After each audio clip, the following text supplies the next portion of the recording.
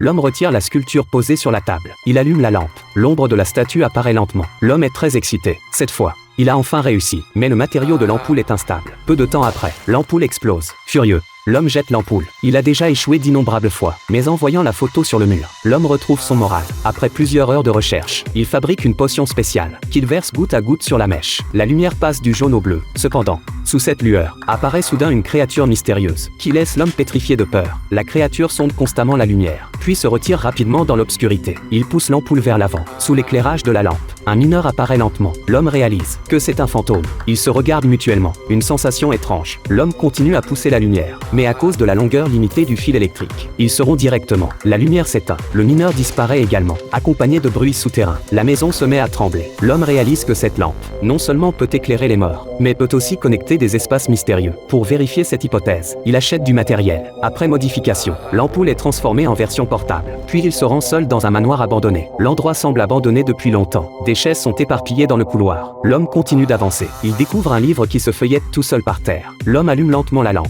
Une marionnette à fils apparaît dans les airs. Il salue la marionnette. Celle-ci lui fait signe de la main en retour, comme si elle avait sa propre âme. L'homme ne s'attarde pas, mais continue à avancer vers l'intérieur. Il traverse un couloir plongé dans l'obscurité, et s'arrête à l'entrée d'une porte au tournant. C'est un grand hall spacieux. Il regarde autour de lui, éclaire par inadvertance le mur, sur lequel apparaît une ancienne affiche. L'homme se tourne vers une boîte à musique, qui se met à jouer automatiquement. Puis apparaissent des silhouettes dansantes. Ce hall était manifestement une piste de danse. L'homme continue à avancer. Soudain une ombre apparaît. L'homme reste figé de stupeur. Il lève le tube lumineux au-dessus de sa tête. Un banc de poissons antiques apparaît. Alors qu'il s'étonne, le tube s'éteint brusquement. L'homme tape sur la lampe, qui émet à nouveau de la lumière. L'homme continue vers son objectif. Il passe un coin. Soudain un rugissement retentit. L'homme recule de peur. Il doit éteindre le tube qu'il tient, et avance prudemment. Il s'arrête devant un mur, mais reste choqué par ce qu'il voit. Le mur est couvert de griffures. L'homme allume la lampe. Une silhouette imposante apparaît soudain. Elle baisse la tête en émettant des grognements, puis tourne lentement la tête vers l'homme. Ce géant étrange semble lui aussi perplexe de la visite de l'homme. Après avoir fait quelques allers-retours, il commence à rugir contre l'homme,